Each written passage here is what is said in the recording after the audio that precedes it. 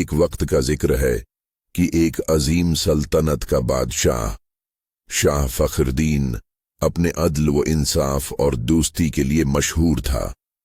उसके 3 जगरी दोस्त थे जो बचपन से उसके साथ पले बढ़े थे।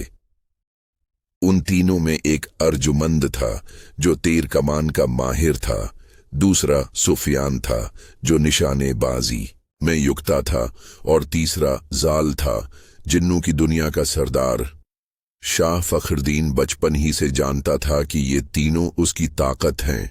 वक्त गुजरता गया और जब वो बादशाह बना तो तीनों दोस्त उसके महल में अहम मुशीर व मुहाफिज के तौर पर मौजूद रहे। एक दिन सल्तनत के सरहदी इलाके से खबर आई कि एक दरिया का पानी सुर्ख हो गया है और जो कोई भी उस पानी को पीता है पागल हो जाता है। लोग उस दरिया को खूनी दरिया कहने लगे। बादशाह ने इरादा किया कि खुद जाकर इस मसले को समझेगा। उसने अपने तीनों दोस्तों को साथ बुलाया। सफर शुरू हुआ। रास्ते में बहुत सी मुश्किलात आए, लेकिन अर्जुमंद की तीर अंदाजी और सुफियान की निशानेबाजी ने उन्हें महफूज रखा। जब वो खूनी दरिया के करीब पहुंचे तो रात का अंधेरा छा चुका था। अचानक एक धुआं सा उठा और दरिया के अंदर से अजीब और गरीब मखलूक निकली। वो कोई आम मखलूक न थी, बल्कि सियाह जिन थे जो दरिया को अपनी ताकत से आलूदा कर रहे थे। जाल ने जिन्नों की जबान में उनसे बात की। पता चला कि ये सब जिन एक शैतानी जिन मारूख के जेर असर थे जो पूरी सल्तनत पर कब्जा करना चाहता था। जाल ने उनसे मुकाबला किया और अपनी सरदारी का हुक्म दिखाकर उन्हें काबू में किया। मारूख उस वक्त वहां मौजूद न था, लेकिन उसका साया हर तरफ छाया हुआ था। सल्तनत में वापस आकर बादशाह ने मशूरा किया कि मारूख को खत्म करना जरूरी है। जाल ने बताया कि मारूख काला कुआ के गार में छुपा है, जहां आम इंसान का जाना मुमकिन नहीं। वहां सिर्फ वही जा सकता है जिसके दिल में कोई लालच ना हो। ये काम आसान न था, मगर तीनों दोस्त और बादशाह तैयार हो गए। काला कुआ का सफर तवील और खतरनाक था।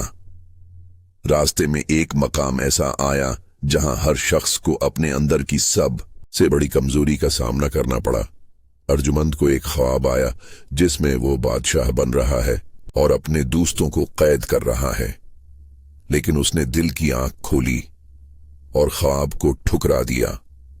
सुफियान को वो लम्हा याद आया जब एक मर्तबा उसकी गलती से एक बेगनाह मारा गया था। उसके दिल में पछतावा जागा और उसने अपने आप को माफ किया।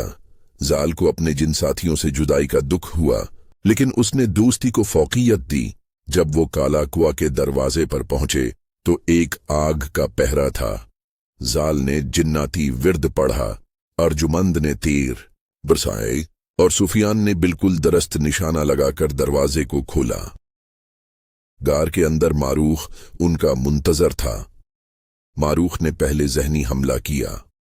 उसने बादशाह के दिल में वसवसे डालने की कोशिश की। उसने कहा, तेरा दोस्त तुझसे ज्यादा बहादुर है, तुझसे बेहतर बादशाह हो सकता है। लेकिन शाह फखरुद्दीन ने कहा, बादशाह ताकत से नहीं, दोस्ती और इंसाफ से चलती है, और मेरे दोस्त ही मेरी ताकत हैं। तब मारूख गुस्से से धाड़ा और जंग चिढ़ गई। अर्जुमंद के तीर बजली की तरह चले। सुफियान ने मारूख की आंखों को निशाना बनाया और जाल ने जिन्नों की फौज बुलाई। लड़ाई तवील और सख्त थी, लेकिन बिलाखिर मारूख को जाल ने एक खास जिन्नाती हार पहनाकर कैद कर दिया, जिससे वो दोबारा ताकत हासिल न कर सका। बादशाह और उसके तीनों दोस्त सल्तनत में फातिह बनकर लौटे।